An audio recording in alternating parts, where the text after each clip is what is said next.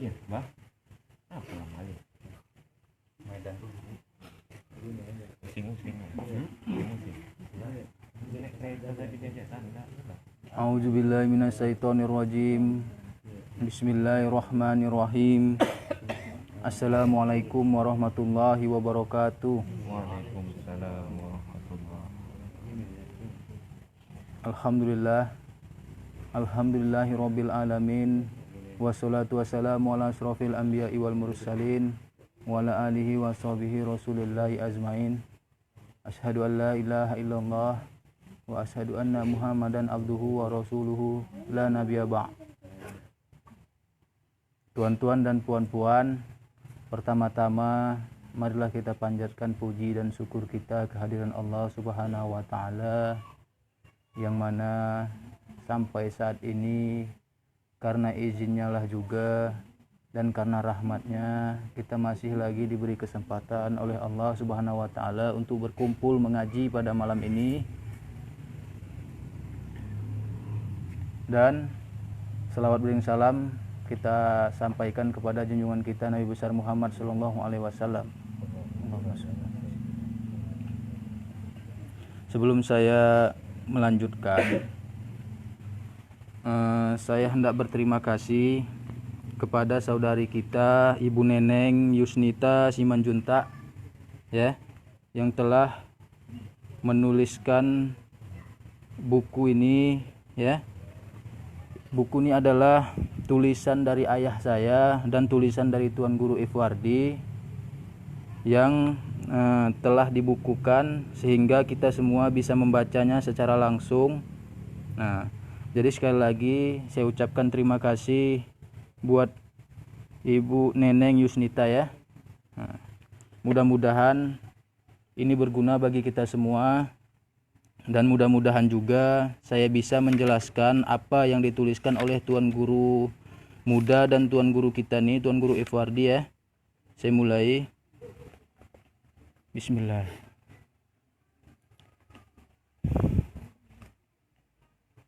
Orang yang rasa dan perasaannya sudah bisa menerima apa adanya itu karena tiada lagi yang menuntut dalam dirinya. Nah, saya ulangi sekali lagi ya. Orang yang rasa dan perasaannya sudah bisa menerima apa adanya itu karena tiada lagi yang menuntut dalam dirinya. Orang yang dia bilang yang sudah bisa menerima ya, dan tak ada lagi tuntutan dalam dirinya. Yang harus tuan-tuan dan puan-puan ketahui ini, yang menuntut selama ini dalam diri awak itu itulah keinginan awak. Kalau kata Tuan Guru besar dulu, setiap keinginan itulah nafsu.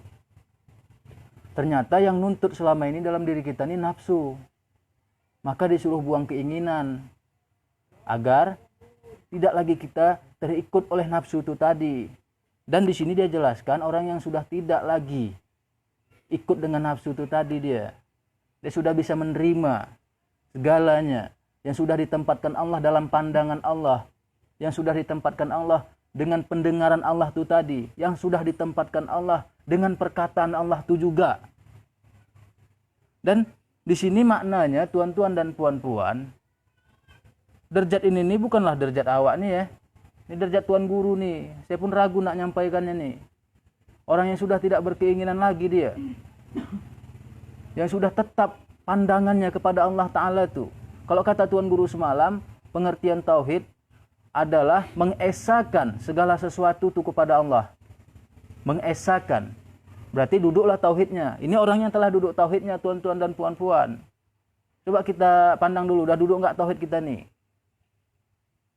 Kalau kira-kira belum, masih berpengaruh lagi kita dengan hal yang di luar nih, berarti belumlah kita masuk dalam yang dibilangkan ayah saya ini tadi ya. Jadi, biar saya jelaskan secara detail lagi nih ya. Rasa yang diberikan di sini ialah rasa yang disampaikan Allah Ta'ala langsung menurut kehendaknya, bukan kehendak kita. Sehingga kita bisa merasakan dirinya, bukan kita merasakan diri kita. Dialah yang telah membinasakan keinginan kita. Dialah yang telah membinasakan kehendak kita. Itu pun karena niat yang hendak kepada dia itu juga lah. Jadi nanti jangan bilang gini, ya udah saya tunggu aja yang dari Allah tuh, sedangkan niat awak tak ada hendak kepada dia tuh ya. Niat tetap awak perbarui, hendak kepada Allah tuh. Berusaha kita terus kepada Allah Ta'ala tuh. Sampai nanti Allah masukkan rasa yang dibilangkan ini tadi sama awak. Dia ngajari awak tak bersepele ya. Kalau kata ayah saya dulu, tingkatan yang model yang dibilang sini tadi pun, hendak Allah pun tidak lagi dia nanti. Semana tuh? Tingkatan kita ini kan masih hendak Allah, iktikat namanya. Walaupun kita masih hendak sesuatu yang di luar dari Allah Ta'ala tuh, cuman nyatanya perasaan kita, ya, yang kita tekankan pada saat ini, hendak kepada Allah tuh. Itulah panggilan perasaan kita saat ini. Walaupun tidak semuanya. Itu pun nanti ya akan ditunjukkan pelan-pelan sama awak. Di mana pula Tuhan? Masa pula kita tak boleh berkeinginan sama yang lain? Kenapa harus Allah aja? Itikadnya harus macam gitu. Ini nanti ditunjukkannya. Kenapa bisa awak nanti pandangan awak anda Allah aja? Contoh nih tuan-tuan dan puan-puan ya, segala sesuatu yang awak hajati nanti tidak menjadi. Segala sesuatu yang awak ingini tidak dikasih Allah Ta'ala tuh. Bagaimana kita mau ingin yang lain? Waalaikumsalam. Jadi jelas yang kita rasakan. Jadi tidak kaji lagi. Kan kita disuruh hendak kepada Allah itu aja. Tidak kepada yang lain. Lalu dari mana jalurnya? Awak hendak kepada Allah itu aja. Sedangkan awak masih mau sama yang lain. Karena selama ini tuan-tuan dan puan-puan, setiap yang kita ingini, setiap yang kita hajati yang lain daripada Allah Ta'ala itu masih dikabulkannya. Maka terbagilah keinginan kita lagi. Tapi kalau udah tak dikasih Allah nanti keinginan kita dalam kita berdoa, cemana lagi coba? Mana lagi keinginan kita? Udah nggak ada lagi pilihan. Allah tuh aja lah pilihannya. Ini tandanya orang yang telah dipelihara Allah tuh. Orang yang telah dipilih sama Allah Ta'ala. Cemana Tuhan? Tapi kan kehendak Allah juga untuk milih kita nih. Jangan bilang kita tak bisa dipilih. Bisa. Sesuai dengan niat. Maka kata Tuhan Guru itu semalam, kalau betul niat dia hendak kepada Allah, maka akan dijumpainya yang dikehendakinya tadi. Dan apabila niatnya tidak hendak kepada Allah, dan dia juga akan jumpai yang diniatkannya tadi. Jadi tidak ada yang tidak mungkin sama Allah Ta'ala. Innama amruhu iza aroda say'an ayyakula lahu kun fayakun. Dia bilang, apa yang dia tak bisa? Kalau dia mau semuanya jadi. Yang penting niat awak luruskan aja, hendak sama dia. Walaupun belum benar niat awak tadi. Akan diujinya niat awak itu pelan-pelan. Bagaimana cara ngujinya nanti? Di saat dikasihnya dua pilihan. Di depan mata kepala kita. Yang satu yang menguntungkan, satu tidak menguntungkan. Mana yang kita pilih? Ya, nafsu pastilah memilih yang menguntungkan. Yang tidak menguntungkan pastilah dibuangnya. Sedangkan kata Tuan Guru Besar itu dulu, tuan-tuan dan puan-puan, apabila ada nanti yang berat dalam dirimu untuk mengerjakan sesuatu tuh, sesungguhnya itulah yang sebenar-benarnya. Maka kau pilihlah yang tidak menguntungkan bagi dirimu. Kau tinggalkanlah yang menguntungkan, karena yang menguntungkan ini umpan bagi diri si nafsu. Allah juga yang ngasihnya. Tapi kita berniat, hendak kepada Allah. Aku hendak kepadamu ya Allah. Lalu dikasihnya cobaannya. Dua pilihan. Dikasih yang menguntungkan untuk awak tadi sama yang tidak menguntungkan. Contohnya apa? Misalnya ada sesuatu, kita mau jumpai seseorang, ya. Lalu kita yang memilih mau tempat yang dekat atau tempat yang jauh. Kalau tempat yang jauh pastilah tidak menguntungkan bagi diri si nafsu. Kita jumpalah dekat tempat yang dekat, maka memilih si nafsu tadi dengan cara yang diingini dia. Allah Ta'ala tuh mau dekat mau jauh itu sama aja sama dia. Kalau memang udah ketentuannya kau jumpailah tuh. Maka tuan-tuan dan puan-puan, yang diajarkannya tadi di sini apa? Tidak punya keinginan lagi. Ini saya kasih contoh nih ya, khusus untuk laki-lakinya aja nih ya, ikhwan kita yang laki-laki nih. Ini paling banyak keinginan nih dibandingkan yang perempuan. Dilihatnya nanti gurunya gini, dia mau jadi macam gurunya. Dilihatnya gurunya mudah, untuk mendapatkan dunianya dia mau buat mudah juga. Dilihatnya gurunya nanti punya murid, dia juga mau punya murid. Dilihatnya guru yang nanti sakti, dia juga mau sakti.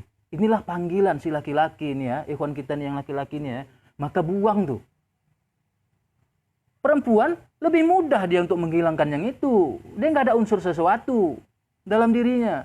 Paling apabila perempuan itu pikir ya, oleh materi dia sehari-hari itu, kebutuhan dia sehari-hari, inilah yang menghambat dia kepada Allah tuh. Apabila keinginan dia yang bersangkutan dengan kebutuhannya telah dihilangkan, ya, maka dia lurus saja jalannya, maka gampang dia jumpa dengan Allah Ta'ala tuh.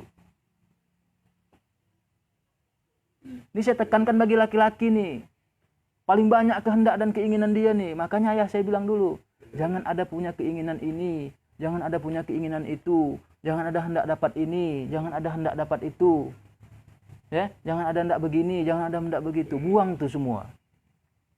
Karena dia tahu keinginan murid-muridnya itu banyak. Balik aja kita kepada niat kita yang awal. Hendak Allah itu aja. Buat aja itu dulu sampai nanti Allah yang ngantarkannya bahwasannya hendak aku pun tidak. Karena aku udah ada di situ. Yang kubuatkan sama kau itu pun hendak aku juga. Jadi jangan kau cari aku lagi. Aku udah ada di situ. Nanti dia sendiri yang ngajarkannya. Untuk sementara nih buatlah itu dulu. Ingat tuh ya. Lalu yang kedua, iman itu membawa ia kepada Allah. Nafsu itu membawa ia kepada tandanya. Ingat ya, iman itu membawa ia kepada Allah. Orang yang beriman ini orang yang percaya, tuan-tuan dan puan-puan. Kenapa dia percaya? Karena dia sudah melihat langsung Allah Ta'ala tuh, maka dia mempercayai Allah tuh. Lalu dia bilang, nafsu itu membawa ia kepada tandanya. Iya memang betul. Nafsu itu memang dia minta tanda aja, memang minta bukti dia. Atas segala sesuatu yang dijadikan untuk dia tuh. Kalau memang Allah Ta'ala tuh ada di segala sesuatu tuh, esa dia, mana dia? Itu sifat nafsu lah tuh. Kalau memang Allah memang nanti menyelesaikan masalahku dengan aku menyerah, mana penyelesaiannya? Itu nafsu lah tuh. Kalau memang guru nanti sayang sama aku, pasti akan dijadikannya aku. Ini kenapa masih belum jadi? Itu nafsu lah tuh, ada pertanyaan macam gitu tuh. Dia minta bukti. Tapi kalau orang yang percaya, tadi dia bilang orang yang beriman tadi, maka akan percaya dia dengan Allah Ta'ala itu karena dia telah ditunjuki oleh Allah Ta'ala itu langsung. Bagaimana Tuhan cara nunjukkannya sedangkan kita nggak bisa langsung jumpa sama Allah Ta'ala tuh? Ya udah, kita pandanglah segala sesuatu yang dijadikannya nih. Bagaimana kita nih bisa tercipta kalau Allah Ta'ala itu tak ada? Itulah tandanya Allah itu ada. Oke, kalau mau lihat lagi bukti Allah Ta'ala itu ada, tonton aja nanti tuan-tuan dan puan-puan ya. Setiap kali yang awak usahakan sesuai dengan keinginan awak, kadang tak mau dikasih Allah Ta'ala tuh. Capek pun kita berusaha, capek kali. Sampai sakit pikiran kita nih. Begitu udah nyerah nanti baru dikasihnya. Tidakkah jelas Allah Ta'ala itu ada?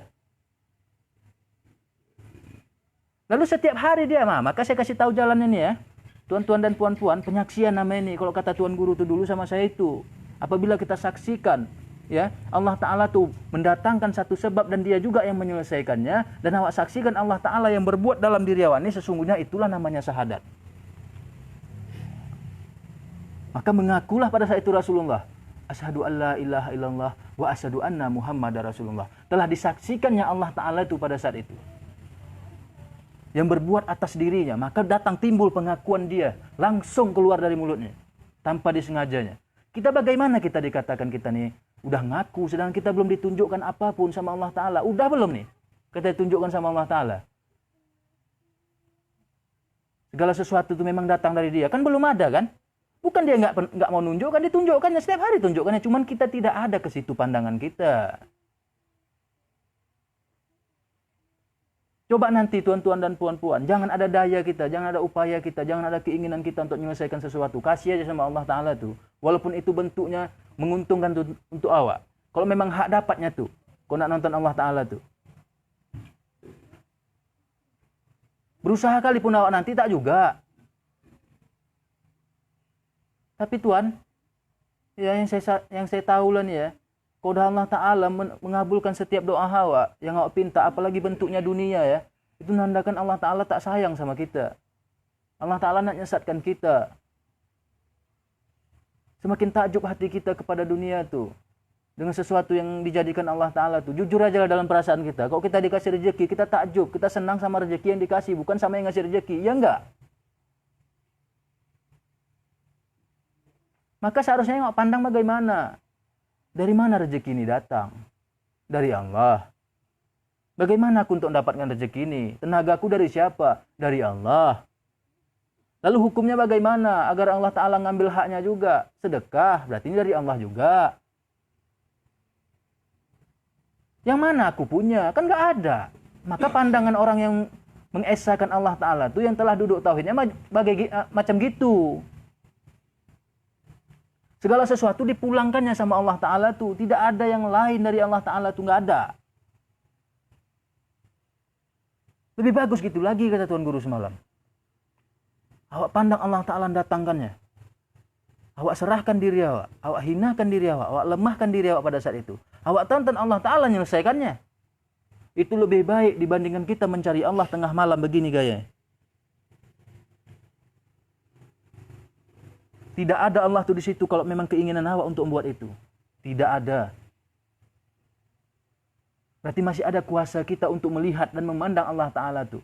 Seperti yang saya bilang minggu semalam, waktu di Binjai itu, tidak ada kuasa kita memandang Allah Ta'ala tuh kalau tidak kita dipandangkan langsung oleh Allah tuh sendiri. Makanya tuan-tuan dan puan-puan, orang yang telah sampai pun pada saat itu, bukan dia yang memandang amalannya, bukan dia yang memandang Allah tuh, tapi Allah yang memandangkan dirinya untuk memandang dia tuh sendiri. Cuman kadang pandangan kita ini lepas dari Allah Ta'ala tuh. Kita lebih memakai pandangan nafsu. Yang ngambil untung, yang minta bukti, yang sakit awak zahirkan sakit tadi. Awak tidak pandang ketauhidan awak tadi. Yang mengesahkan Allah Ta'ala segala sesuatu memang datangnya daripada Allah. Kita nggak pernah mandang ke situ. Kalau seandainya pandangan kita telah begitu, maka tidak ada salahnya lagi sama kita yang dibuatkan Allah Ta'ala nih. Walaupun bentuknya salah.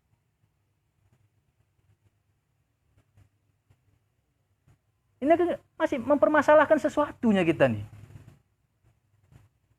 Kadang Tuan Guru tuh kalau misalnya saya ngadu lah gitu ya. Tuan, kenapa si Polan tuh begini Tuan? Kenapa si Polan tuh begitu Tuan? Oh mungkin dia begini gitu.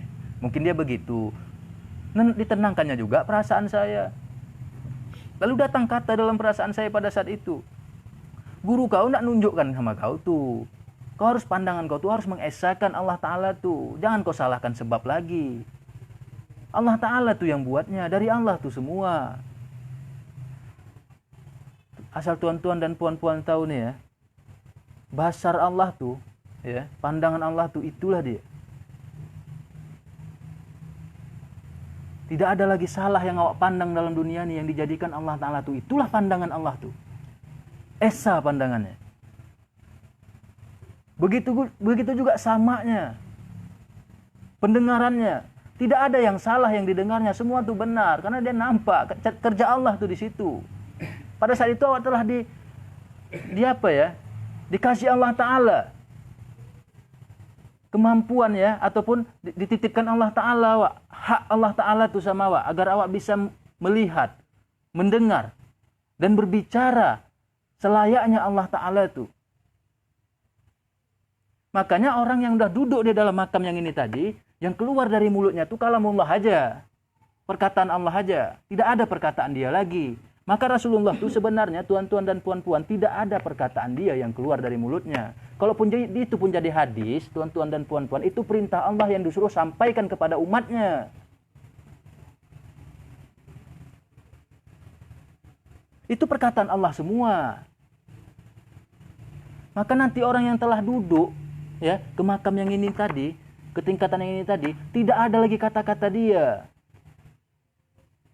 Kata Allah aja yang keluar dari mulutnya. Begitu datang perintah itu sampaikannya. Begitu datang perintah itu sampaikannya.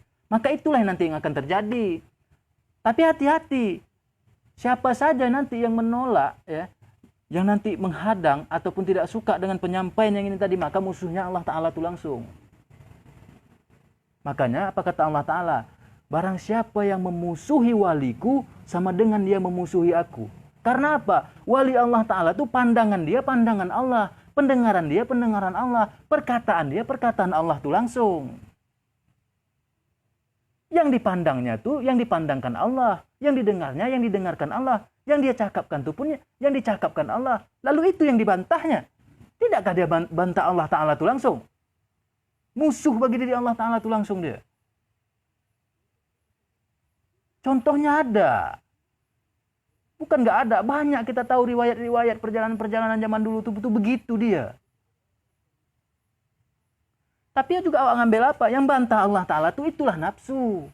Tahu pun dia akan kebenaran Allah Ta'ala tuh pasti dia akan menjauhkan dirinya dari Allah Ta'ala tuh. Cumana? Jadi nanti tuan-tuan dan puan-puan ya, kalaupun umur awak lebih tua, datang kebenaran dari anak kecil sekalipun awak terima tuh. Kalau bantah kebenaran dari mulut dia tuh, sedangkan hati kecil awak berkata itu benar, lalu datang nafsu tadi menghujat umur kau lebih tua, kau lebih banyak pengalaman, awak pakai yang itu tuh, sesungguhnya musuh awak Allah Ta'ala tuh langsung. Karena kebenaran itu daripada aku, al-haqqu mirobika. Lalu kebenaran itu bukan hanya ada sama orang yang dewasa, enggak. Kebenaran itu juga ada sama anak-anak. Lebih benar anak-anak itu lagi. Kau tak suka dia nangis. Lapar dia nangis. Sakit rasanya nangis, kita kan enggak. Udah saya bilang kemarin tuh. Awak udah enggak tahan, cuma awak tahan-tahan kan. Enggak, tak mau pula awak ngaku dengan perasaan awak, bahwasanya awak tak tahan. Anak bayi itu kok enggak tahan, jahirkannya aja. Jujur dia dengan dirinya. Maka tuan-tuan dan puan-puan, ayah saya itu pun dulu, dia pingin kali berada di antara orang yang jujur. Orang yang tak jujur dia nggak mau. Dan sifat orang yang jujur ini gampang masuk ilmu tuh. Nanti nih ya, contoh nih ya, ini maaf nih ya. Di saat tuan guru tuh nanti, kira-kira golek di depan awak tuh ya. Golek di depan awak gini, tuan guru tuh nanti. Rasa awak itu sebenarnya nunjukkan untuk awak nyusuk kakinya atau megang kakinya. Lalu disangkal oleh akal, disangkal oleh nafsu awak ini tadi. Ini kalau mau ngintip nafsu tuh ya, yang pertama itulah yang dari Allah Ta'ala, perintah, ada hati nurani awak nyuruh megang kaki guru itu tadi. Lalu yang kedua diambil, disantap oleh akal dan nafsu. Sat. Ada orang rame, seganlah, malulah. Lagi pula guru itu kan tidur. Belum tentu. Bukan masalah gurunya. Perasaan awak tadi awak nyatakan sesungguhnya itu perintah Allah Ta'ala. Lalu awak ikuti perintah yang kedua, perintah nafsu. Sesungguhnya awak ingkar di hadapan Allah Ta'ala. Awak ikuti cakap nafsu tadi. Makanya tuan-tuan dan puan-puan, kata ayah saya itu, kata atuk saya itu, ingat Allah buat. Buat itu maksudnya nyatakan. Ingat Allah itu yang dari Allah Tuhan. Keluar, lalu awak nyatakan dia. Jangan awak tahan. Begitu nyatakan adalah nanti nampak awak tuh. Kenapa Allah Ta'ala tuh merintahkan awak? Begitu nyatakan nanti, situlah ada rasa ikhlas, saya bilang. Disitulah nanti ada rasa tawakal, situ ada rasa sabar. Tidak awak buat-buat, semua serta dia di situ tanpa harus awak buat-buat.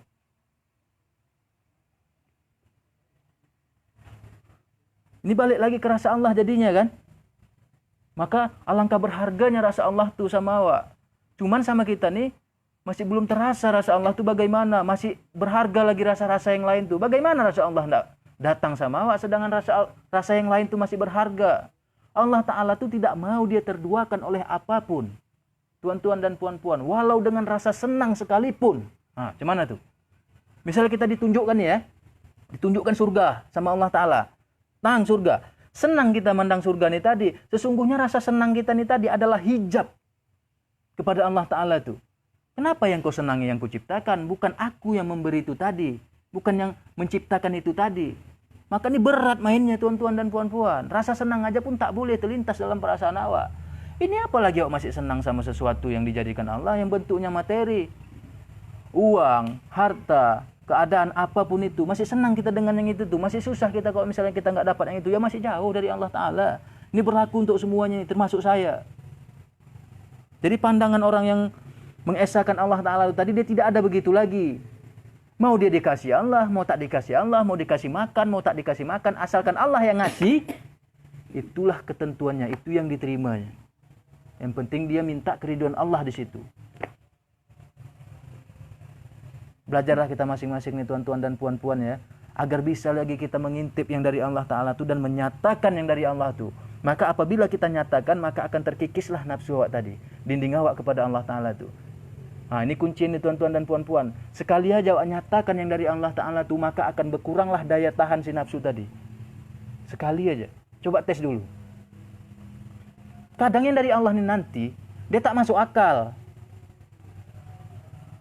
Misalnya awak jadi imam, ya, yang datang perintah di sini, bacaannya yang tak sesuai, yang tak apa ya, kalau saya bilang yang tidak semesti yang dibacanya dulu, ataupun tidak kebiasaan dia baca yang itu. Lalu diperintahkan dari dalam untuk baca yang itu. Nah, gitu-gitulah model Allah Ta'ala itu nanti. Lalu begitu baca, awak bisa. Maka berkuranglah kekuatan nafsu. Tapi pada saat datang perintah tuh, datang juga yang dari nafsu tuh. Udah kau baca aja yang sesuai dengan yang kau baca setiap hari. Kemampuan kau yang mana? Jangan kau coba-coba yang itu. Padahal rasa pertama tuh ada nunjukkan ke situ. Coba intip nanti. Maka ayah saya bilang dulu, yang pertama tuh dari Allah, yang kedua tuh dari nafsu, dia bilang. Begitu naik kereta aja kata ayah saya. Lalu terpandang nih maaf nih ya, tentang apa laki-laki lah dulu. Terpandang misalnya perempuan, refleks misalnya. Ataupun apa, terpandang gini tuh. Kalau sekali itu dari Allah, memang awak dipandangkan. Lalu ada keinginan nak memandang untuk kedua kalinya, maka itulah nafsu namanya. Maka tanda itu ya, setiap keinginanmu adalah nafsu, walau baik sekalipun. Mungkin itu saja tuan-tuan dan puan-puan. Lebih dan kurang saya mohon maaf. Saya sudahi. Wabillahi taufiq wal hidayah. Assalamualaikum warahmatullahi wabarakatuh.